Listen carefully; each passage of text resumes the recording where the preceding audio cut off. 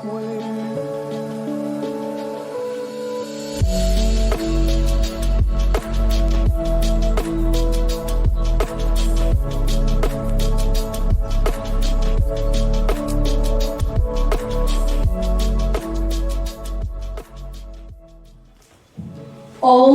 नमः शिवाय। परमपिता परमात्मार प्रार्थना जनाई मैं दुई एषार कबले आरम्भ करिछु। तो आपनालोकले अशेष धन्यवाद থাকিল যিখিনি মানুহে আজি আমি অনুষ্ঠিত কৰা কৰ্মশালাখনিত আহি আমাৰ মঞ্চৰ শোভাবৰ্ধন কৰিলে। তো আমাৰ সময় দিয়া আছিল 3টা বজাৰ পৰা, কিন্তু সকলোবোৰ জানে নহয় ভাৰতীয় টাইমৰ কোনো ভেলুই নাই আৰু বস্তুবিলাকৰ ওপৰত আৰু আমাৰ নিজৰ গুৰুত্বটোৰ কথাও আহি পৰে আমি কিমান ধৰণে লওঁ। তো তথাপিও আপোনালোক যিখিনি মানুহ আহি আমাক সহায় সহযোগিতা আগবঢ়াইছে সেইকাৰণে আমি অশেষ ধন্যবাদ। सबसे पहले आप सबका आभार कि गुवाहाटी में ये जो प्रोग्राम ऑर्गेनाइज हुआ और आप सबने मुझे एक मौका दिया।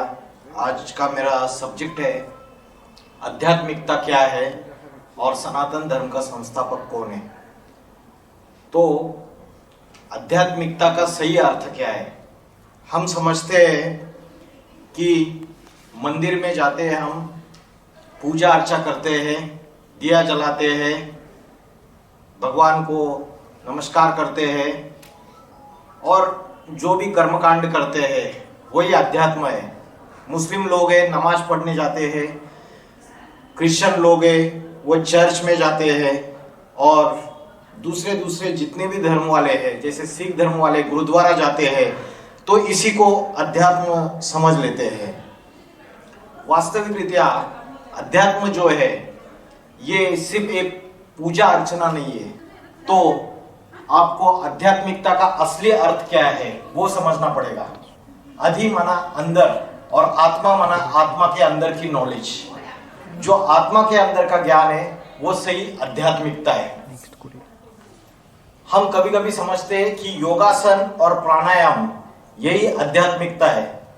तो वास्तविक रीत्या योगासन और प्राणायाम भी आध्यात्मिकता नहीं है, क्योंकि ये शरीर को स्वस्थ करने वाले योग है। इसका मन से और आत्मा से कोई कनेक्शन नहीं है। तो योगासन, प्राणायाम और मेडिटेशन के अलग अलग जो टेक्निक्स है जो मन की एकाग्रता सिखाते हैं वो भी आध्यात्मिकता नहीं है। रामदेव बाबा जो योग सिखाते हैं वो शरीर को स्वस्थ रखने के लिए है, योगासन और प्राणायाम। लेकिन आज कई लोग डिप्रेशन, टेंशन, स्ट्रेस, अलग अलग चीजों के शिकार हो चुके हैं। कोई कितना भी बड़ा करोड़पति रहे, कितने भी उसके पास धन रहे, कोई कितना बड़ा बॉडी बिल्डर रहे, कितना भी बड़ा पॉलिटिशियन रहे जिसके पास मान मर्तबा है, सत्ता है, लेकिन मन अगर कमजोर है, आत्मा अगर कमजोर है, तो उसकी सारी शक्ति कोई काम की नहीं है। तो आध्यात्मिकता का जो सही अर्थ है ये न समझने के कारण हम धर्म की आस्था या मन की एकाग्रता या मेडिटेशन के कोई टेक्निक जिसमें सिखाया जाता है नाक के ऊपर ध्यान करो या आप अपने दिल में हृदय के ऊपर ध्यान करो, इसको ही आध्यात्मिकता समझ लेते हैं। आध्यात्मिकता का सही अर्थ है जो श्रीमद् भगवत गीता में परमात्मा ने बताया हुआ है, अध्यात्म विद्या विद्या नाम। ये अध्यात्म विद्या सर्वश्रेष्ठ विद्या है, सभी विद्याओं में सर्वश्रेष्ठ विद्या है। आज की तारीख में वर्तमान समाज में कौन सी विद्या है? इंजीनियरिंग की विद्या है, डॉक्टर बनने की विद्या है, वकील बनने की विद्या है, टीचर बनने की विद्या है। तो अलग अलग प्रकार के कोर्सेस है। तो इन सारे कोर्सेस सीख के हमें जो पद मिलता है, तो ये विद्या सर्वश्रेष्ठ विद्या नहीं है। सर्वश्रेष्ठ विद्या श्रीमद् भगवत गीता में बोला है अध्यात्म विद्या, जिसमें आत्मा का ज्ञान हो और आत्मा के साथ साथ परमात्मा का ज्ञान हो। तो गीता में बोला है जब धर्म की ग्लानि होती है और अधर्म का बोलबाला होता है, तब ऐसे समय इस सृष्टि पे परमात्मा अवतरित होते हैं। तो आज मुझे बताइए, हिंदू मुस्लिम आपस में लड़ाई झगड़ा कर रहे हैं। बड़े बड़े देश है, यूक्रेन है, रशिया है, इनकी पिछले 1 साल से लड़ाई चल रही है। Atomic weapons, atom bomb, missiles तैयार हो चुके हैं। तो सृष्टि का यह ऐसा समय है जिसमें हर देश आपस में लड़ाई झगड़ा कर रहे हैं, समाज आपस में लड़ाई झगड़ा कर रहा है, राज्य आपस में लड़ाई झगड़ा कर रहे हैं, जाति जाति में झगड़ा है, धर्मों में आपस में झगड़ा है। तो ऐसा जो समय रहता है, यहां तक कि परिवार में आपस में झगड़ा है, देश में अनेक पार्टियां है पॉलिटिकल, उनमें आपस में झगड़ा है। तो कलयुग का अर्थ ही है कलह क्लेश का युग। जहां कलह क्लेश माना झगड़ा टंटा है, ऐसा युग, इस युग में हम वर्तमान में जी रहे। तो ऐसे समय क्या परमात्मा का अवतरित होने का समय ये है या नहीं है? आप बताइए मुझे। दुनिया में वर्तमान में पाप, भ्रष्टाचार, अत्याचार, दुख, अशांति और हिंसा, आतंकवाद सब अति में बढ़ता जा रहा है। जब यह अति में बढ़ता है तो ऐसे समय परमात्मा इस सृष्टि पे आना चाहिए या नहीं आना चाहिए? बताइए, क्या वो उसका आने का समय है या नहीं है? कोई भी राजनेता, हाँ क्या बता रहे थे? हाँ जी, हाँ जी, बोल के गया है, करेक्ट। तो कोई तो समय रहेगा जिस समय वो फिर से इस सृष्टि पे आएगा। फिर से जो हम किताबों में सुन रहे हैं, गीता में हम पढ़ रहे हैं, लेकिन आज से 5000 साल पहले पिछले कलयुग का अंत था। उस समय ईश्वर इस सृष्टि पे अवतरित होते और अभी फिर से परमात्मा इस सृष्टि पे अवतरित हो चुके हैं। जब सारी दुनिया ने उसको पुकारा, परमात्मा को पुकारते हैं, जब दुखी हो जाते हैं तो उसको पुकारते हैं, हे परमपिता परमात्मा इस सृष्टि पे आओ, ऊपर उसको बुलाते हैं, हे भगवान आओ करके। तब कलयुग के अंत में जब दुख अशांति की अति हो जाती है तो इस सृष्टि पे वो अवतरित होता है, जिसके लिए गीता में बोला है नहीं ज्ञानेन सदृशम पवित्रम यह विद्यते। वो जब इस सृष्टि पे आता है तो आध्यात्मिक ज्ञान देता है, और इस ज्ञान के सिवाय इस सृष्टि में कोई भी वस्तु पवित्र नहीं है। बाकी जितनी भी चीजें हम कर रहे हैं रोज के जीवन में, उसमें सबसे पवित्र है परमात्मा द्वारा दिया गया ज्ञान। और परमात्मा वो जो ज्ञान देता है, वो ज्ञान सबसे पहले देता है कि हु एम आई, मैं कौन हूं, खुद की आइडेंटिटी बताता है। क्योंकि आज हम खुद की आइडेंटिटी भूल चुके हैं। आज हमें शरीर को बीमारी आती है तो डॉक्टर के पास जाते हैं, तो कुछ और भी प्रॉब्लम्स है तो हेल्थ के अलग अलग टॉनिक्स लेते हैं। लेकिन जब हमारी मन बीमार हो जाता है, जब हमारा आत्मबल कमजोर हो जाता है, तो हमें पता नहीं है कि उस समय क्या करना है। तो हम डिप्रेशन, टेंशन और स्ट्रेस के शिकार हो जाते हैं। तो उस समय परमात्मा आके सबसे पहला पाठ जो भगवत गीता में भी लिखा हुआ है, लेकिन परमात्मा आके सबसे पहला पाठ पढ़ाता है कि तुम शरीर नहीं वो आत्मा हो। यह हमारी असली आइडेंटिटी है। आज अगर मैंने आपको आइडेंटिटी पूछी तो आप बताते हैं, अपना शरीर का नाम बताते हैं, रमेश, सुरेश, मीना, रीना, तो शरीर का नाम बताते हैं। या तो अपनी पोजीशन बताते हैं, मैं डॉक्टर हूं, इंजीनियर हूं, वकील हूं। या तो अपना धर्म बताते हैं, मैं इस्लाम हूं, मैं बौद्धी हूं, मैं हिंदू हूं। तो इस तरीके से हम अपनी आइडेंटिटी बताते हैं, लेकिन ये हमारी असली आइडेंटिटी नहीं है। हमारी असली आइडेंटिटी है वो परमानेंट है, शाश्वत है। शरीर तो विनाशी है, शरीर मरता है, मरने के बाद जला दिया जाता है या गाड़ दिया जाता है। हम रोते रहते हैं, लेकिन आत्मा जो है वो कभी मरती नहीं है। आत्मा 1 सेकंड में वो शरीर छोड़ के दूसरे मां के गर्भ में प्रवेश करती है, नया शरीर धारण कर लेती है। तो आत्मा जो है वो अजर, अमर, अविनाशी है। तो हमारी असली आइडेंटिटी जो है, जो शाश्वत है, वो मैं एक आत्मा हूं, ये हम भूल चुके हैं। सवेरे से लेकर रात तक हम शरीर को अच्छे कपड़े पहनने के लिए चाहिए, अच्छा भोजन चाहिए, शरीर के लिए अच्छे साधन चाहिए, उसके जो संबंधी है उनकी जो भी इच्छाएं पूरी करनी है, उसके लिए भौतिक सुखों के लिए हम भागते रहते हैं। रात को सो जाते हैं, तब हमारी मन बुद्धि रूपी आत्मा भटकती रहती है, शरीर को तो हम आराम दे देते हैं। तो आत्मा के लिए हम 24 घंटे में 10 मिनट भी या 1 घंटा भी ऐसा नहीं देते हैं कि जिसमें हम आत्मा का ध्यान करें। तो आत्मा का ध्यान क्यों जरूरी है? ये जो चित्र आपको दिखाई दे रहा है, इसमें हड्डी मांस का पुतला है। यह हड्डी मांस का पुतला, इसमें जब तक ये चैतन्य आत्मा प्रवेश नहीं करेगी, ये एक इंस्ट्रूमेंट है बस। ये शरीर कुछ काम का नहीं है। शरीर में जब आत्मा प्रवेश करती है, तब मैं आंखों से देख सकता हूं, कानों से सुन सकता हूं, मुख से बात कर सकता हूं, कर्मेंद्रियों से हलन चलन कर सकता हूं। तो आत्मा ये एनर्जी है, प्राण शक्ति है। तो बोलते हैं ह्यूमन बीइंग। ह्यूमन माना हड्डी मांस का पुतला और बीइंग माना एनर्जी। तो ये ह्यूमन स्केलेटन जो है ये एक जड़ है और आत्मा चैतन्य है। इन दोनों के कॉम्बिनेशन से ह्यूमन बीइंग बनता है। तो आत्मा जो है ये इस शरीर में कहाँ रहती है, कहाँ विराजमान है और आत्मा कैसे दिखती है, ये अगर हमको पता चलेगा तो हम उस आत्मा का ध्यान कर सकते हैं। तो आत्मा इस देह में कहाँ रहती है, किसी को पता है? हाँ जी बताइए। भ्रुकुटी में, मस्तक के बीच, यहां भ्रुकुटी में आत्मा निवास स्थान है। इसका कोई प्रमाण है, प्रूफ है इसका प्रमाण है जो भारत की कन्या माता है, यहां पे बिंदी लगाती है और पुरुष लोग टीका लगाते हैं। द्वापर युग में जब ऋषि मुनियों को यह पता चला कि मनुष्य बॉडी कॉन्शियसनेस में आ रहा है, देहाभिमान में आ रहा है, शरीर को ही सब कुछ समझ बैठ रहा है, तब ये आत्मा, यहां आत्मा रहती है, इसलिए ऋषि मुनियों ने यह बिंदी लगाने की परंपरा शुरू की। आज क्या हो गया? आज वो फैशन बन के रह गई, हम उसका मूल अर्थ भूल गए। ऐसे ही हमारे अलग अलग त्योहार है, दिवाली है, दशहरा है, ये त्योहारों का भी अलग अलग आध्यात्मिक अर्थ है। उन आध्यात्मिक अर्थों को हम भूल गए।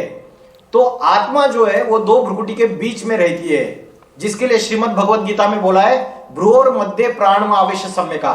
भ्रुकुटी के मध्य में प्राण शक्ति स्थित है। तो ये जो आत्मा है ये भ्रुकुटी के बीच में स्थित है, लेकिन इसका ध्यान कैसे करें, इसका स्वरूप कैसे है? श्रीमद् भगवद गीता में बोला है इस आत्मा को इस स्थूल आंखों से हम देख नहीं सकते। अगर इस आत्मा को देखना है तो किससे देखना पड़ेगा? ज्ञान चक्षु से। ये ज्ञान के नेत्र खोलने पड़ेंगे, तब हम आत्मा को देख सकते हैं। जैसे आपने देखा है शिव जी को, शंकर जी की मूर्ति देखी होगी, जब ध्यान में बैठे तो इनको तीसरा नेत्र दिखाया जाता है। वो जो तीसरा नेत्र है वो शिव नेत्र है। वैसे ही हर मनुष्य को तीसरा नेत्र है, वो है आत्मा का नेत्र, वो है ज्ञान का नेत्र। जब हम उस ज्ञान के नेत्र को खोलेंगे तब हम आत्मा का दर्शन कर सकते हैं। तो आत्मा जो है वो श्रीमद् भगवद गीता में बोला है अनुरणियाम समनुस्मरेत, अनुरेणु से भी अति सूक्ष्म है आत्मा। तो भ्रुकुटी के बीच में जैसे आकाश में सितारा चमकता है, स्टार चमकता है, वैसे आत्मा चमक रही है। तो आत्मा को याद करना है तो आपने स्टार को देखा होगा, वैसा स्टार भ्रुकुटी के बीच में चमकता है, उसको आपको याद करना है। और आत्मा को याद करने का, उसका ध्यान करने का सबसे अच्छा समय कौन सा है, किसी को पता है? अमृत वेला या ब्रह्म मुहूर्त का समय है। यह सबसे अच्छा समय है। सवेरे 2 बजे से लेकर 4:45 बजे तक का जो समय है, इस समय हम आत्मा का ध्यान कर सकते हैं। मैं आत्मा स्टार हूं, ज्योति बिंदु स्वरूप हूं, मैं आत्मा सितारा हूं। ये एक ही मन में विचार होना चाहिए, एक ही संकल्प होना चाहिए। उस आत्मा को ध्यान करेंगे तो उससे फायदा यह होगा कि हमारी मन और बुद्धि जो अलग अलग इंद्रियों में 5 ज्ञानेंद्रिया और 5 कर्मेंद्रिया इनमें भटक रही है, वो उन इंद्रियों से हटके उत्तमांग में स्थित हो जाएगी। और जब उत्तमांग में स्थित हो जाएगी तो जो रज और वीर्य की शक्ति है, जो अधोगामी जा रही है, नीचे की तरफ जा रही है, वो जो शक्ति है वो ऊपर की तरफ उठेगी। तो आत्मा का ध्यान करोगे तो मन बुद्धि एकाग्र होगी, और मन बुद्धि एकाग्र होगी तो हमारे जो कर्म है वो कर्म सुकर्म हो जाएंगे, पाप कर्म नहीं होंगे, कर्म सुकर्म अकर्म बन जाएंगे। तो यहां इस चित्र में आपको दिखाया है आत्मा की 3 शक्तियां है, मन, बुद्धि और संस्कार। मन है संकल्प शक्ति, बुद्धि है निर्णय शक्ति और संस्कार है परिवर्तन शक्ति। आज छोटे बच्चे से लेकर बूढ़े तक सबका मन भटक रहा है। तो मन को एकाग्र करने का अभ्यास करने के लिए हमें आत्मा और परमात्मा इसमें भी फर्क समझना पड़ेगा।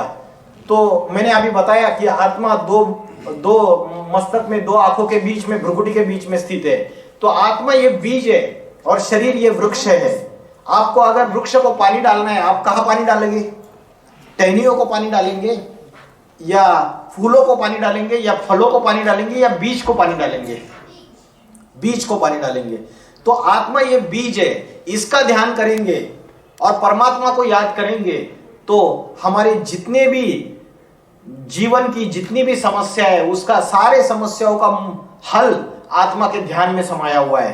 क्योंकि आत्मा का भोजन है सुख और शांति, और शरीर का भोजन है दाल रोटी सब्जी चावल, ये शरीर का भोजन है। तो शरीर का भोजन अलग है और आत्मा का भोजन अलग है। इस बात को हम समझ नहीं पा रहे। तो आत्मा जन्म मरण के चक्र में आती रहती है, एक शरीर छोड़ती है, दूसरा शरीर धारण करती है।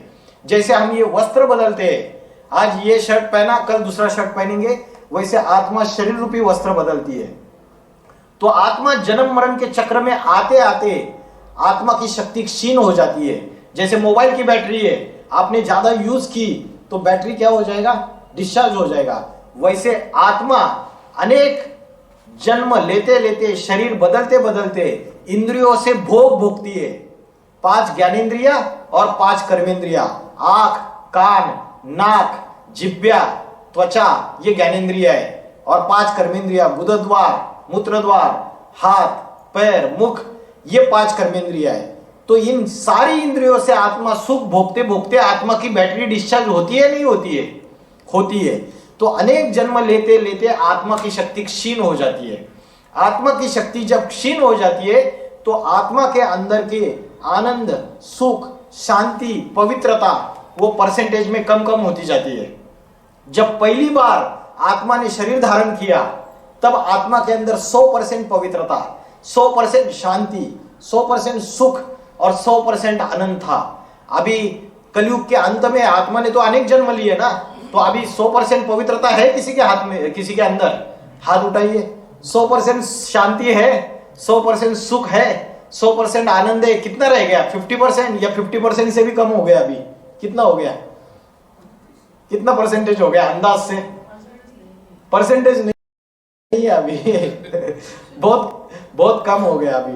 तो आत्मा के अंदर की ये सारी शक्तियां क्षीण हो जाती है। आत्मा के अंदर अष्ट शक्तियां है। सामना करने की शक्ति, ये चित्र में देखिए आप, सहन करने की शक्ति, समाने की शक्ति, सहयोग करने की शक्ति। अभी एक परिवार में सहयोग होता है क्या? एक परिवार में 5 लोग हैं तो वो भी आपस में झगड़ा करते हैं, तो सहयोग शक्ति कम हो गई। वहां कृष्ण ने क्या किया था कि एक उंगली पे सबके उंगली आधार लेके सबके सहयोग से गोवर्धन पहाड़ उठाया था। लेकिन अभी हमारी सहयोग शक्ति कम हो गई है। हमारा सबका आपस में भेदभाव, झगड़ा, जाति का झगड़ा सब बढ़ गया है। देश देश में झगड़ा बढ़ गया है। तो आत्मा के अंदर की जो अष्ट शक्ति है, सामना करने की शक्ति, परिस्थितियों का सामना नहीं कर पाते हैं हम। जीवन में जो अलग अलग परिस्थितियां आती है, समस्याएं आती है, प्रॉब्लम्स आते हैं, उसको हम सामना नहीं कर पाते। क्यों? क्योंकि आत्मा की शक्ति कमजोर हो गई है। तो आत्मा की शक्ति या फिर से अगर प्राप्त करनी है तो हमको क्या करना पड़ेगा? हमको आत्मा का ध्यान करना पड़ेगा। जैसे राजा होता है, राजा कहाँ बैठता है? दरबार में टॉप में बैठता है ना सबसे। और प्रजा, नौकर चाकर कहाँ बैठते हैं? नीचे बैठते हैं। मिनिस्टर्स उसके जो भी है वो सारे नीचे बैठते हैं, मंत्री। तो ये आत्मा जो है वो राजा है, वो टॉप में बैठा हुआ है, उत्तमांग में। और ये जो आंख, कान, नाक और ये जो इंद्रिया है, ये सारी इंद्रिया, ये प्रजा है, नौकर चाकर है या मिनिस्टर से जो भी बोलिए। अभी राजा का हुकुम नौकर चाकर और प्रजा ने मानना चाहिए नहीं मानना चाहिए? लेकिन आज हम सब अपने आप को पूछे, हमारी आत्मा या हमारी बुद्धि जो हुकुम देती है, हमारी इंद्रिया मानती है क्या? बुद्धि बोलती है अरे पेट भर गया है, मत खा। रसगुल्ला सामने, रसगुल्ला लेके आया है कोई, तो पेट भर गया है, मत खा। और उसके बावजूद जिह्वा ललचायमान होती है और हाथ से क्या करते हैं? वो रसगुल्ला उठाते हैं, मुख से खा लेते हैं। तो इंद्रिया जो है, आज हमारे आत्मा राजा की बात नहीं मान रही है। तो आत्मा राजा जो है वो हमारा कमजोर हो चुका है, तो उसको पावरफुल बनाना पड़ेगा, उसको पावरफुल बनाने के लिए हमें आत्मा का ध्यान करना है। तो आत्मा का ध्यान करने के लिए हमें क्या करना है? फिर संन्यास लेना है, घर गृहस्थी छोड़ के जाना है, नहीं जाना है ना। हमें इसी जीवन में, इसी दुनिया में रहते हुए अपने परिवार के साथ, अपने फैमिली के साथ, अपने कुटुंब के साथ रहते हुए कैसा जीवन व्यतीत करना है? कमल पुष्प समान। कमल क्या करता है? कीचड़ में रहता है, और कीचड़ में रहते हुए कमल की जो पंखुड़ियां होती है उसमें उस कीचड़ का जरा भी स्पर्श नहीं होता है। तो डिटैच, अनासक्त, मतलब ये सारी ये दुनिया कैसे हो गई? अभी राक्षसी दुनिया हो गई, ये भूतों की दुनिया हो गई। सभी के अंदर 5 भूत प्रवेश है। कौन से 5 भूत प्रवेश है सबके अंदर? काम, क्रोध, लोभ, मोह, अहंकार। ये पांचों के पांचों भूत आत्मा के अंदर आ चुके हैं। जब ऐसी परिस्थिति आती है तो इन पांचों भूतों को, इन राक्षसों को, इन असुरों को भगाने के लिए परमात्मा स्वयं इस सृष्टि पे आते हैं और आत्मा को एकाग्र करने का, आत्मा की बैटरी चार्जिंग करने का अभ्यास सिखाते हैं। उसको बोलते हैं सहज राजयोग। सहज राजयोग की पढ़ाई पढ़ाते हैं। तो कठोपनिषद में बोला है, आत्मा नाम रथिनम विद्धि शरीरम रथमेव च बुद्धि तुम सारथिम विद्धि मन प्रग्रह में वेच। मतलब आत्मा क्या है? रथी है। रथी माना पैसेंजर, गाड़ी के अंदर पैसेंजर बैठा हुआ है ना, वो आत्मा है। आत्मा नाम रथिनम विद्धि शरीरम रथमेव च, और वो जो गाड़ी है वो शरीर है। बुद्धि तुम सारथी विद्धि, सारथी रथ को चलाने वाला ड्राइवर वो बुद्धि है। मन प्रग्रह में वच, और जो लगाम है वो मन है। तो हमने इन बातों को अगर समझ लिया, इस सूक्ष्मता को अगर हमने समझ लिया, तो हमको पता चल जाएगा कि मन, बुद्धि और आत्मा का अगर हम अभ्यास करेंगे, उसको स्त्रियम करने का अभ्यास करेंगे, तो हमारे जीवन में सच्ची सुख और शांति और पवित्रता और आनंद आ सकता है। आज हम क्या कर रहे हैं? सारी दुनिया में भाग रहे हैं। अभी रेफ्रिजरेटर ले लिया, अभी हमको चाहिए एयर कंडीशनर लेना है, एसी लेना है। अभी हमारे पास 2 व्हीलर है, अभी 4 व्हीलर लेनी है। मतलब हम अनेक इच्छाओं से, अनेक आकांक्षाओं के पीछे भाग रहे हैं, अनेक आकांक्षाओं के पीछे भाग रहे हैं, इच्छाओं के पीछे भाग रहे हैं, जो कभी भी खत्म न होने वाली है। और ये सारा करते करते फाइनली हम क्या हो जाते हैं? दुखी हो जाते हैं, हम अशांत हो जाते हैं। लेकिन आत्मा का सच्चा भोजन है सुख और शांति। तो सुख और शांति तो हमको मिलते ही नहीं है ये सब कुछ करने के बाद। जैसे आपको पता है, एक हिरण होता है, मृग सुना है? कस्तूरी मृग होता है हिरण। तो हिरण जो होता है ना, सारे जंगल में भागता रहता है और उसको पता नहीं कि सुगंध कहां से आ रही है। तो उसको इसलिए पता नहीं है सुगंध कहां से आ रही है, क्योंकि उसको यह पता नहीं है कि जो कस्तूरी है, जो सुगंध निकाल रही है, वो उसके नाभि में है और वो सारे जंगल में भाग रहा है। वैसे मनुष्य का हाल हो गया। आज भौतिक साधनों के पीछे मनुष्य सारी दुनिया में भाग रहा है कि मुझे ये खरीदूंगा, एसी लाऊंगा, मुझे सुख मिल जाएगा, शांति मिल जाएगी। बच्चे को बहुत सारी कमाई करके, पैसा कमा के मैं बड़े से बड़े इंटरनेशनल स्कूल में दाखिल करूंगा तो मुझे सुख मिल जाएगा, शांति मिल जाएगी। बच्चा बड़ा हो जाता है, डॉक्टर बन जाता है, इंजीनियर बन जाता है, फॉरेन में चला जाता है और माँ बाप को वृद्धाश्रम में डाल देता है। सुख शांति मिली? नहीं मिली। तो सुख साधनों से और जो भी भौतिक पदार्थ है या भौतिक संबंधी है देह के, बीवी बाल बच्चे, इससे भी सुख मिल रहा है क्या सच्चा? नहीं मिल रहा है। क्योंकि सब लोग जो आपस में प्रीत करते हैं, एक दूसरे से लव करते हैं, प्रेम करते हैं, वो स्वार्थ पूर्वक प्रेम कर रहे हैं कलयुग में। इसलिए शास्त्रों में बोला है, सुर नर मुनि सबकी यह रीति, स्वार्थ लाग करे सब प्रीति। सुर माना देवता, जो संत आदमी है। नर माना मनुष्य, मुनि माना ऋषि। ये सबकी यह रीति, स्वार्थ लाग करे सब प्रीति। सिर्फ स्वार्थ के लिए एक दूसरे से प्यार करते हैं, कुछ ना कुछ स्वार्थ समाया हुआ है।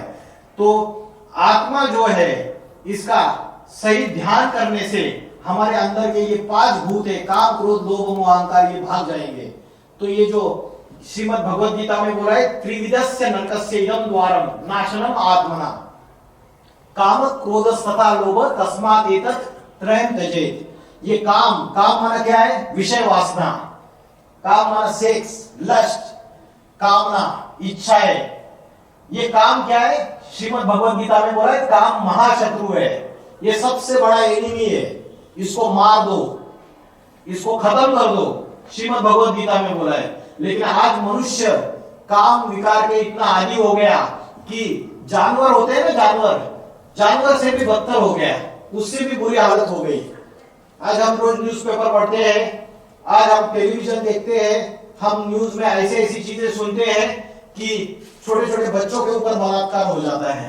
तो मनुष्य इतना विषय वासना में इतना लीन हो गया, इतना अंधा बन गया कि पांचों विकारों के पूरी तरीके से अधीन हो गया।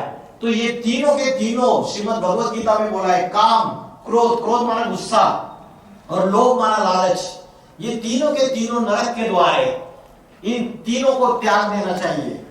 लेकिन आज की दुनिया में लोग क्या कहते हैं? कामोपभोग परमा, ये काम विकार का भोग भोगना ही परम आनंद है, दुनिया ये समझ बैठी है।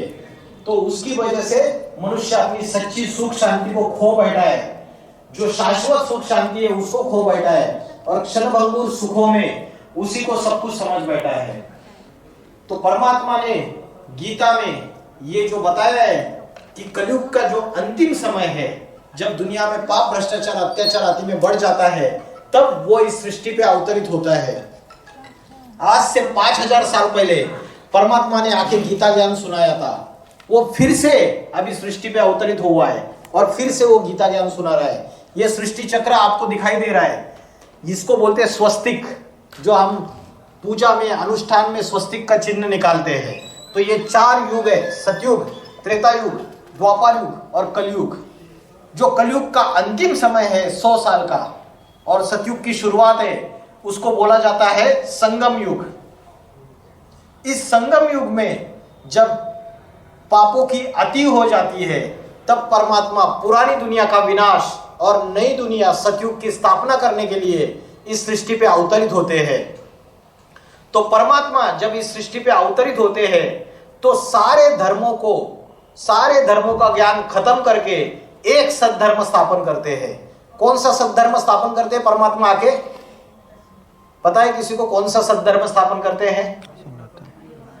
आदि सनातन देवी देवता धर्म, सनातन धर्म। आज हम जिसको हिंदू धर्म बोलते हैं, वो वास्तविक रीत्या सनातन धर्म है। वो सनातन धर्म किसने स्थापन किया और कब स्थापन किया, ये आज कितने भी जो हिंदू है इनको आप पूछिए, 95% to 99% हिंदू जवाब नहीं दे पाएंगे। अगर क्रिश्चियन को पूछा कि क्रिश्चियन धर्म किसने स्थापन किया और कब स्थापन किया, तो बोलेंगे आज से 2000 साल पहले जीसस क्राइस्ट ने क्रिश्चियन धर्म स्थापन किया। अगर पूछेंगे मुस्लिम धर्म कब स्थापन हुआ, तो बोलेंगे आज से 1500 साल पहले मोहम्मद पैगंबर साहब ने मुस्लिम धर्म स्थापन किया। सिख धर्म कब स्थापन हुआ? आज से 500 साल पहले गुरु नानक जी ने आके सिख धर्म स्थापन किया। लेकिन जो सनातन धर्म है या जो हिंदू धर्म है, वो किसने स्थापन किया और कब स्थापन किया, आज हम चुप बैठ जाते हैं। आज भारत की दुर्गति क्यों हुई? भारत तो विश्व गुरु है और भारत विश्व गुरु बनेगा भी बहुत जल्दी, क्योंकि भारतवासी अपने धर्म पिता को भूल गए, अपने धर्म ग्रंथ को भूल गए और अपने धर्म को भूल गए। वो धर्म को किसने स्थापन किया, उस संस्थापक को भूल गए। जब हर एक भारतवासी को ये पता चल जाएगा कि जो सनातन धर्म है वो हमारा असली धर्म है।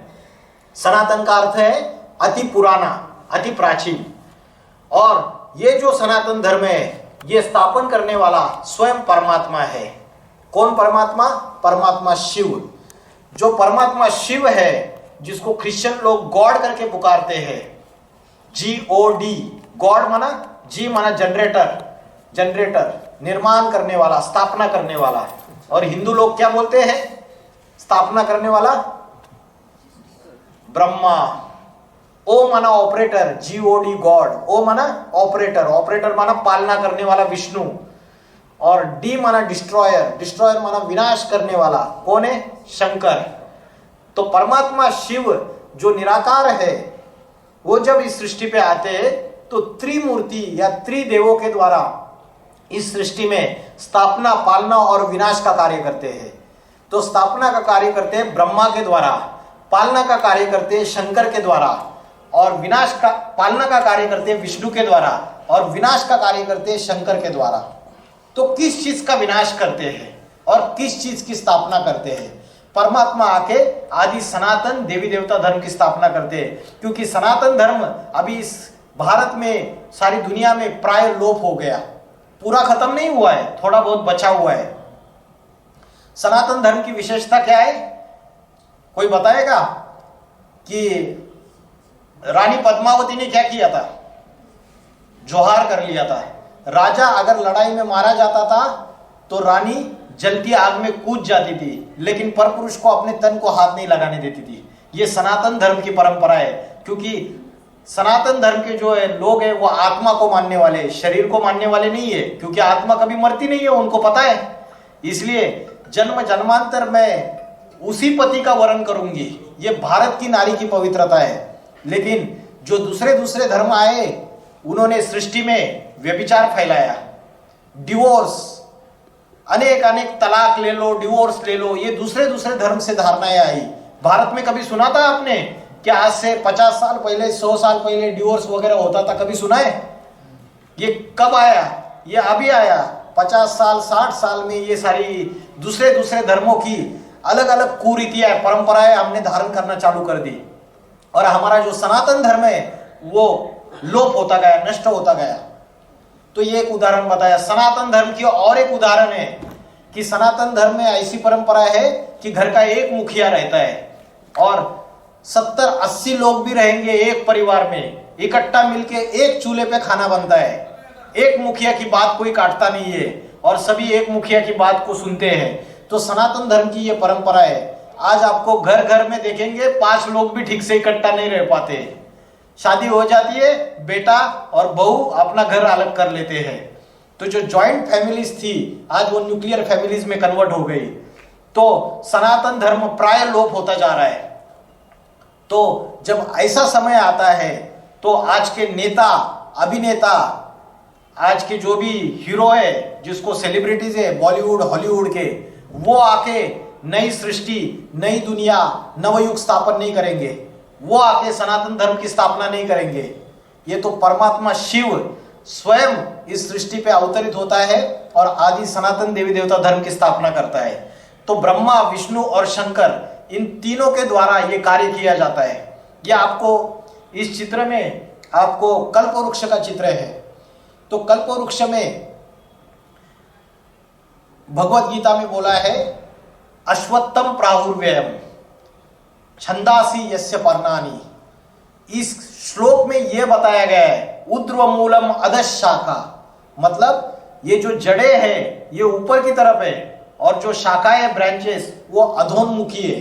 इस चित्र में इस झाड़ को अगर उल्टा करेंगे आप तो शाखाएं नीचे की तरफ जाएगी और जो जड़े है वो ऊपर की तरफ जाएगी। लेकिन ये जो झाड़ अभी है इसमें जड़े नीचे की तरफ है और शाखाएं ऊपर की तरफ है। लेकिन गीता ने बोला है कि ये जो शाखाएं है ये अधोन्मुखी है। अधोन्मुखी माना नीचे जाने वाली। तो ये शाखाएं क्या है और जड़ क्या है और बीज क्या है? कोई मुझे बताएगा बीज क्या है, जड़ क्या है और शाखाएं क्या है और पत्ते क्या है? जब ये कल्पवृक्ष समझ में आ जाएगा तब आपको सारी सृष्टि का खेल समझ में आएगा और आपको सनातन धर्म क्या है ये समझ में आ जाएगा और सनातन धर्म का संस्थापक भी समझ में आ जाएगा। इस झाड़ को अगर आप गौर से देखेंगे तो इस झाड़ के ऊपर वो सनातन धर्म का संस्थापक बैठा हुआ है। और झाड़ का जो बीज बोते हैं, जब झाड़ पूरा बन जाता है, पूरा सरसज्ज हो जाता है, तो जो पहला फल निकलता है उस पहले फल से जो बीज निकलता है वो वही बीज होता है जो बोया हुआ है। तो ये जो झाड़ है ये सृष्टि रूपी वृक्ष है, कल्प वृक्ष, ये सृष्टि रूपी वृक्ष है। और इस सृष्टि रूपी वृक्ष में 4 युग है, सतयुग, त्रेता युग, द्वापर युग और कलयुग। तो जब सतयुग हुआ, नई दुनिया शुरू हुई, गोल्डन एज बोलते हैं जिसको, जब नवयुग शुरुआत हुआ, कलयुग का अंत हुआ, सारी सृष्टि का विनाश हुआ, प्रलय काल आया, उसके बाद जब नवयुग आरंभ हो गया, नई सृष्टि आरंभ हो गई, उस समय उस नई सृष्टि का फाउंडेशन, उसका बीज डालने वाला परम पिता परमात्मा शिव स्वयं है। वो स्वयं इस सृष्टि पे आता है और आता है तो साधारण मनुष्य शरीर में प्रवेश करता है। जिसके लिए भगवत गीता में बोला है अवजानांति मामूढ़ा मानुषी तनुमाश्रितम, मुझ साधारण तन में आए हुए भगवान को मूर्ख बुद्धि लोग पहचान नहीं पाते। क्यों नहीं पहचान पाते? क्योंकि भौतिक सुखों में उलझे हुए हैं। भगवान अति साधारण मनुष्य शरीर में आता है, कोई बड़े करोड़पति में, टाटा बिरला अंबानी में नहीं आता है, क्योंकि उसको तो सारी दुनिया पहचानती है।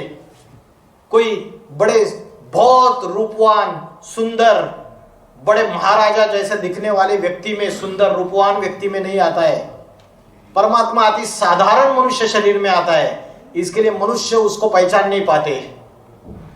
श्रीमद् भगवत गीता में बोला है मनुष्याना सहस्त्रेषु कश्चित यतति सिद्धये यततामपि सिद्धाना कश्चित माम वेत्ति तत्वता।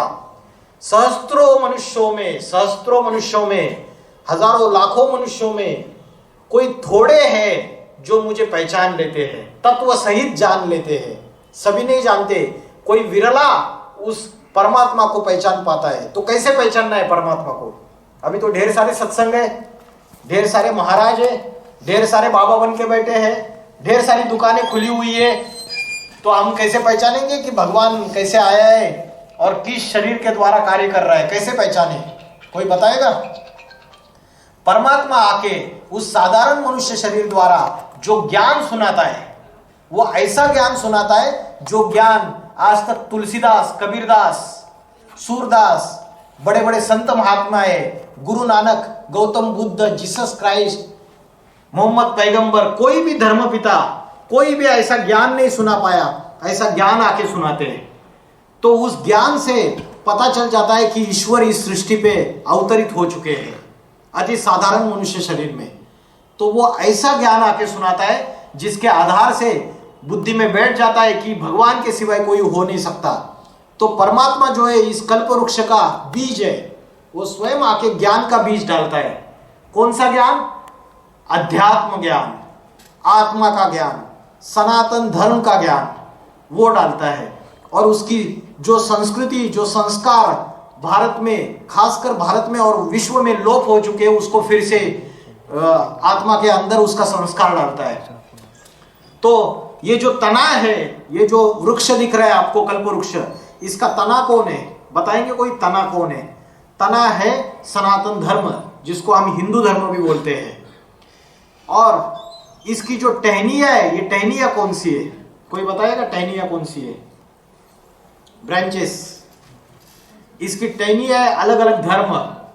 द्वापर युग से अलग अलग धर्म स्थापन हो गए, इस्लाम, बौद्ध धर्म, क्रिश्चियन धर्म, संन्यास धर्म, अलग अलग धर्म स्थापन हुए, सिख धर्म, ये अलग अलग टहनिया है। कोई लेफ्टिस्ट ब्रांचेस है, कोई राइटिस्ट ब्रांचेस है। जो लेफ्टिस्ट धर्म है और राइटिस्ट धर्म है, जो राइटिस्ट धर्म है वो पवित्रता को मान्यता देने वाले सन्यासी, बौद्ध धर्म, संन्यास धर्म शंकराचार्य जी ने स्थापन किया, बौद्ध धर्म गौतम बुद्ध ने स्थापन किया। तो ये अलग अलग टहनिया है अलग अलग धर्मों की। तो ये ब्रांचेस हो गए।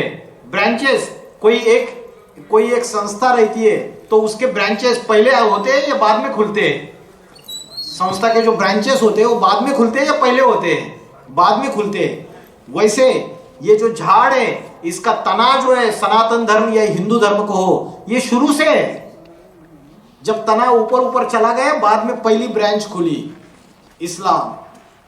लेफ्ट में लेफ्टिस्ट धर्म है जो पवित्रता को इतना मान्यता नहीं देते हैं, लेकिन जो राइटिस्ट धर्म है वो पवित्रता को मान्यता देते हैं।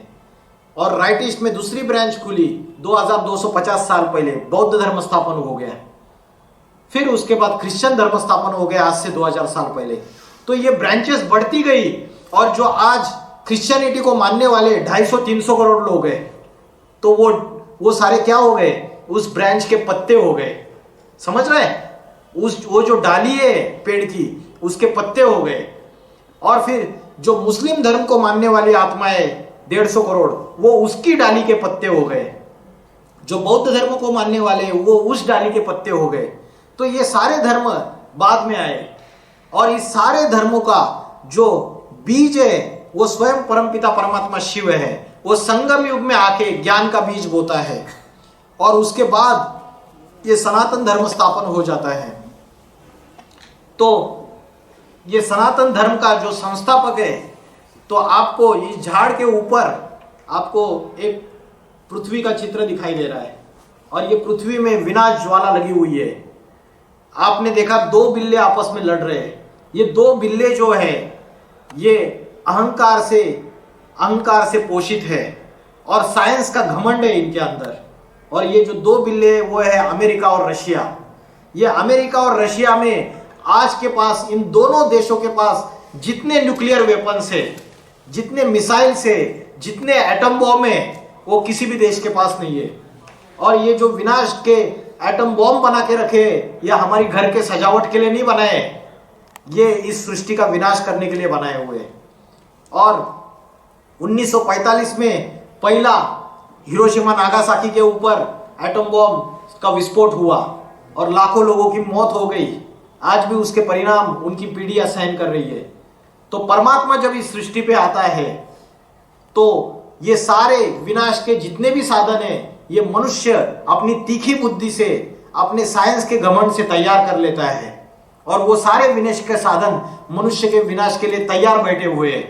जब पुराना ये जो वृक्ष है, ये वृक्ष जो जर्जरित भूत हो चुका है, ये जब टूटने वाला है तो परमात्मा फिर से बीज बोएगा या नहीं बोएगा नया वृक्ष स्थापन करने के लिए? पुराना मकान अगर टूटने वाला है तो नया मकान स्थापन करने के लिए भगवान आएगा या नहीं आएगा? क्योंकि वो इस मकान का मालिक है, स्वयं वो स्वयं मकान का मालिक है। तो जब मकान थोड़ा टूटा फूटा हो जाता है तो पहले रिपेयरिंग की जाती है, लेकिन रिपेयरिंग से जब काम नहीं चलता है तो मकान मालिक सोचता है अभी पुराना घर तोड़ दूंगा, नया घर तैयार कर दूंगा। तो पुराना मकान पहले तोड़ देता है या पहले नया मकान बांध के तैयार कर देता है, फिर पुराना मकान तोड़ता है? क्या करता है? पहले नया मकान तैयार करेंगे, फिर पुराना मकान तोड़ेंगे। नया मकान तैयार करके अपने बीबी बाल बच्चों को शिफ्ट करेंगे। तो कितने बीबी बाल बच्चों को शिफ्ट करेगा? परमात्मा जब इस सृष्टि पे आता है तो मैंने बताया बहुत थोड़े मनुष्य उसको पहचान पाते हैं। तो जब नई दुनिया बनेगी, सतयुग बनेगा, तो इस सृष्टि में सिर्फ 9 लाख आत्माएं, बोलते रानी के गले में 9 लाख का हार है। उसके बाद ये जो 9 लाख आत्माएं हैं, वो आत्माएं, मनुष्य आत्माएं, वो परमात्मा को पहचान पाती है और वो परमात्मा को पहचान के उसके ज्ञान को अपने जीवन में धारण करती है और देवता समान बनती है।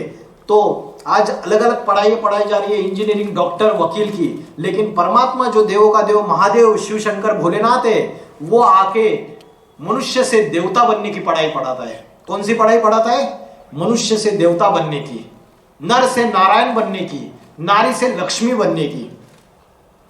बोलते कि अगर घर की स्त्री अगर अच्छी है तो घर स्वर्ग बन जाता है, और घर की स्त्री अगर कुलक्षणी है तो घर नरक बन जाता है। तो परमात्मा आके क्या बता रहा है? हे अर्जुन, तू ऐसी करनी कर कि नर से नारायण बन जा, और हे नारी द्रौपदी, तू ऐसी करनी कर कि नारी से लक्ष्मी बन जा। तो इस तरीके से हमें आत्मा के अंदर के 5 विकारों को जला के परमात्मा मनुष्य से देवता बनाने का ज्ञान सिखा रहा है। और ये सारी सृष्टि अभी इसमें फर्स्ट वर्ल्ड वॉर हो गया, प्रथम विश्व युद्ध, द्वितीय विश्व युद्ध भी हो गया। अभी कौन से विश्व युद्ध पे खड़ी है दुनिया? तीसरे विश्व युद्ध पे, वर्ल्ड वॉर 3। और जब एटॉमिक विस्फोट होंगे और ये रशिया अमेरिका, ये 2 बिल्ले आपस में लड़ेंगे और फाइनल जो 4th वर्ल्ड वॉर होगा, उस समय सारी सृष्टि का विनाश हो जाएगा। क्योंकि 4th वर्ल्ड वॉर में सिर्फ 7 दिन के अंदर ये सारी सृष्टि विनाश हो जाएगी। ये एटॉमिक वेपन्स और मिसाइल्स, इसका विस्फोट होगा और ये सारी सृष्टि खलास हो जाएगी। तो हम सारे विनाश के कगार पे खड़े हुए हैं। जैसे टाइटैनिक जहाज डूबने वाला था, टाइटैनिक मूवी देखी होगी, तो टाइटैनिक जहाज डूबने वाला था तो हमें पता चल गया कि जहाज डूबने वाला है।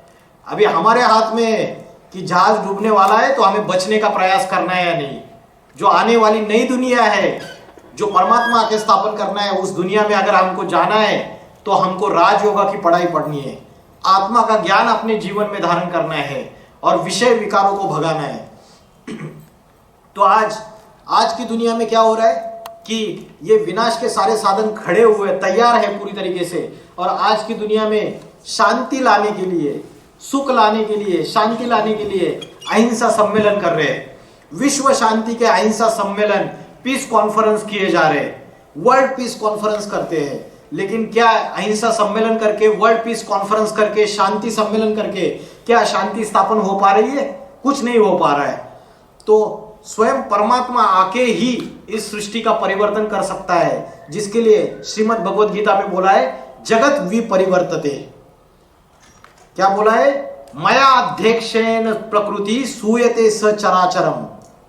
मेरी अध्यक्षता में मैं क्या करता हूं, ये जो चराचर है, चराचर माना जड़ जंगम सृष्टि, ये जड़ सृष्टि और चैतन्य सृष्टि, इसको जगत विपरिवर्तते, मैं इसको विपरिवर्तते, विपरीत दिशा में परिवर्तित करता हूं। अभी कौन सी दिशा में जा रहे हैं हम? नीचे की दिशा में। अभी साइंस की तरक्की हो रही है, बड़े बड़े एरोप्लेन आ गए, टेक्नोलॉजी आ गई, रोबोटिक्स आ गया। ये रोबोट आगे चल के सारे काम करेगा, घर के अंदर खाना भी बना देगा रोबोट। ये अभी आपको ये रखने की मेड सर्वेंट रखने की भी जरूरत नहीं पड़ेगी, रोबोट आके खाना बनाएगा। तो टेक्नोलॉजी साइंस आ गया, लेकिन नैतिकता, चारित्र्य, पवित्रता और सुख शांति नीचे गिरती गई, सारा का सारा खत्म होता गया। तो परमात्मा आके क्या करता है, ये जो विपरीत गति में सृष्टि जा रही है, विपरिवर्तते, अधोमुखी जो सृष्टि जा रही है, नीचे की तरफ जो सृष्टि जा रही है, उसको ऊर्ध्वगति में परिवर्तित करता है। तो इसलिए बोला है जगत विपरिवर्तते। तो परमात्मा स्वयं आके इस सृष्टि में परिवर्तन करता है। तो सनातन धर्म जो है, आदि सनातन देवी देवता धर्म, वो स्वयं परमात्मा ही स्थापन करता है। अभी परमात्मा आके जो राजयोगा की पढ़ाई पढ़ाता है, उस राजयोग में ये चित्र आपको दिखाई दे रहा है, इसमें दिखाया है कि ये जो व्यक्ति है, ये एक आसन पे बैठा हुआ है। उस आसन को 4 पिलर से, 4 स्तंभ है। पहला स्तंभ है ब्रह्मचर्य। ब्रह्मचर्य माना पवित्रता। किस चीज की पवित्रता? मन भी पवित्र, वाचा भी पवित्र और कर्म भी पवित्र। मनसा, वाचा और कर्मणा। किसी के प्रति अगर ईर्ष्या द्वेष आ रहा है, किसी के प्रति निगेटिव संकल्प आ रहे हैं, घृणा आ रही है, किसी के प्रति दुश्मनी, वैरता आ रही है, शत्रुता आ रही है, तो ये भी क्या है? अपवित्रता है। तो मन से भी पवित्र, वाचा से भी पवित्र। हम किसी को अगर गालियां दे रहे तो अपवित्रता हो गई ना। और कर्म से भी पवित्र। तो ब्रह्मचर्य, राजयोगा का पहला स्तंभ है ब्रह्मचर्य। दूसरा स्तंभ है शुद्ध अन्न। जैसे खाओगे अन्न वैसे बनेगा मन, और जैसे पियोगे पानी वैसी होगी वाणी। अन्न का मन से कनेक्शन है। तो जैसा शुद्ध अन्न खाएंगे वैसा मन भी हमारा पवित्र बन जाएगा। तो जब आध्यात्मिक प्रगति करनी है किसी को, तो उसको पवित्र भोजन करना चाहिए। और पवित्र भोजन होता है अपने हाथ से बनाया हुआ भोजन, सर्वश्रेष्ठ भोजन है।